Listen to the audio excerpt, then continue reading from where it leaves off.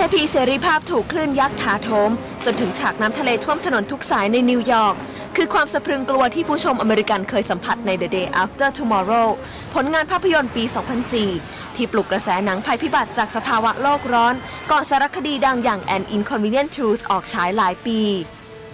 แต่ฝันร้ายที่เคยอยู่ในหนังกลับมาเกิดขึ้นจริงในวันนี้หลังพายุเฮอริเคนแซนดี้เข้าถล่มฝั่งตะวันออกของสหรัฐส่งผลกระทบต่อชีวิตคนนับล้านในการย้ายที่อยู่และความเสียหายทางเศรษฐกิจกว่า 20,000 ล้านดอลลาร์โดยสุดสัปดาห์ที่ผ่านมามีแฟนหนังมากมายตัดต่อภาพเกี่ยวกับภัยพิบัติในภาพยนตร์ที่คุ้นเคยเผยแพร่ผ่านเครือข่ายสังคมออนไลน์อย่างแพร่หลายการสร้างความตื่นเต้นให้ผู้ชมด้วยการจำลองฉากพายุร้ายมีมาตั้งแต่ยุคแรกของการสร้างภาพยนตร์ทั้งที่ดูไม่สมจริงอย่างตอนที่บ้านของโดโรธีถูกพัดปลิวไปทั้งหลังจากพายุทอร์นาโดใน The Wizard of Oz หนังปี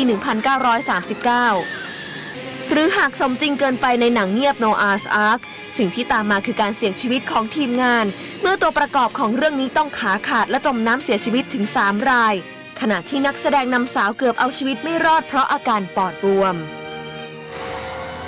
ในยุคหลังที่ Special Effect ในภาพยนตร์พัฒนามากขึ้นการสร้างหนังมหันตภัยมีความปลอดภัยและดูสมจริงยิ่งขึ้น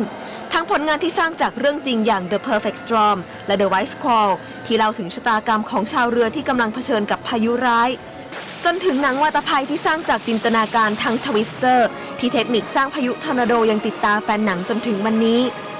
ขณะที่บ่อยครั้งที่ฝั่งตะวันออกของสหรัฐกลายเป็นสถานที่ประสบภัยจากน้ำท่วมครั้งใหญ่ที่เห็นได้จาก Deep Impactหรือ 2012 ที่กล่าวถึงวันจุดจบของโลกตามคำทำนายของชาวมายันการมาถึงของเฮอริเคนแซนดี้ทำให้ชาวอเมริกันวันนี้ได้เห็นความเสียหายจากพายุของจริงได้จากหน้าจอโทรทัศน์ที่เกาะติดสถานการณ์ดังกล่าว 24 ชั่วโมงความเสียหายส่งผลกระทบต่อธุรกิจในวงการบันเทิงมากมายทั้งการหยุดการแสดงของละครบรอดเวย์ในนิวยอร์ก